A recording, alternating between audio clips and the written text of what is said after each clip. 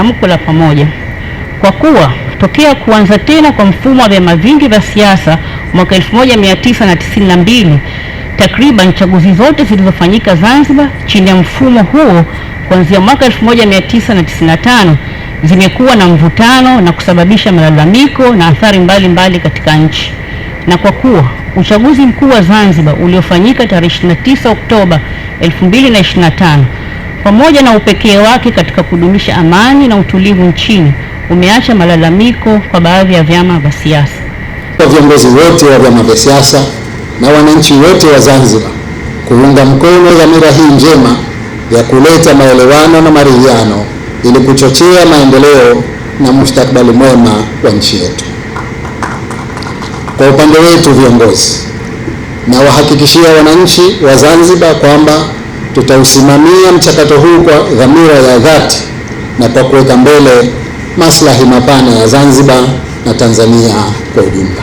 Katika kufanikisha utekelezaji wa tamko hili la pamoja, naomba sana dua za viongozi wa dini na waliunge mkono jambo hili.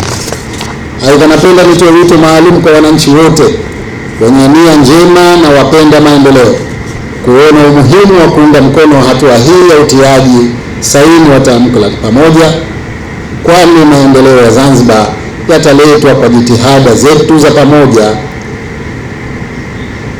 nchi ikiwa katika hali ya amani, umoja na mshikamano.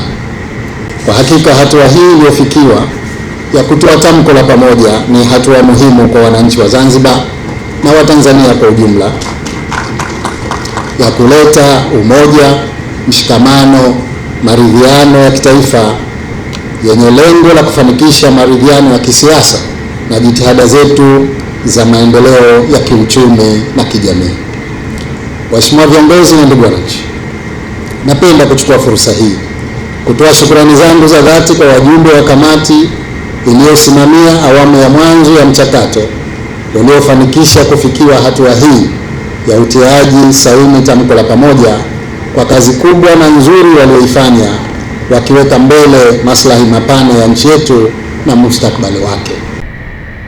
Ndugu viongozi na wananchi, tuungane na tushirikiane katika kuipa Zanzibar kuwa na kufikia pale inapostahiki.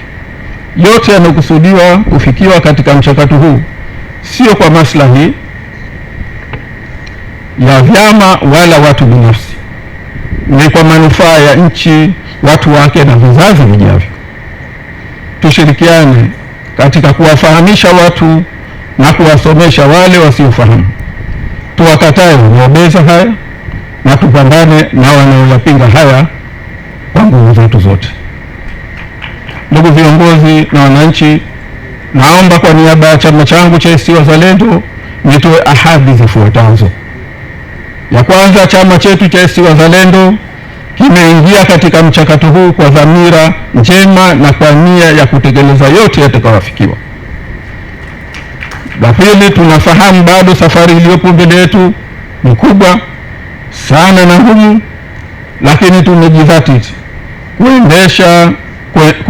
kuienda ili kutafuta ndoto ya watu wa nchi hii ya amani na utulivu endelevu na ustawi wa kijamii na kiuchumi. Hatua tuliyofikia leo ni makubaliano ya kuunda tena serikali ya umoja wa kitaifa na kuanza mazungumzo ya mustakabali wa serikali ya mapinduzi Zanzibar. Kwa hiyo wito wangu ni kuendelea kuyaheshimu makubaliano haya.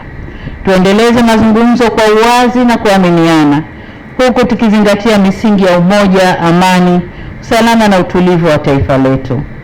Hekima tuliyoonyesha leo ikalindwe kwa matendo mema ya kesho, na imani tuliyojenga kwa muda mrefu isiangushwe na maneno au mienendo isiyo na tija.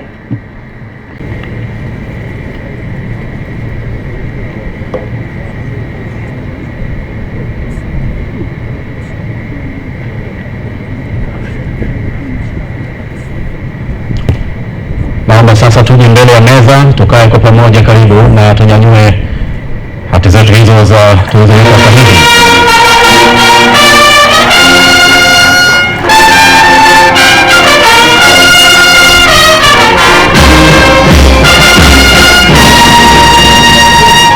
Asante, naomba mliweka saini sasa tukae pembeni, lakini viongozi wetu wastaafu pamoja na rais wa Zanzibar na mwenyekiti wa Baraza la Mapinduzi pamoja na mwenyekiti wa ACT Wazalendo tubakie hapo kwa utaratibu.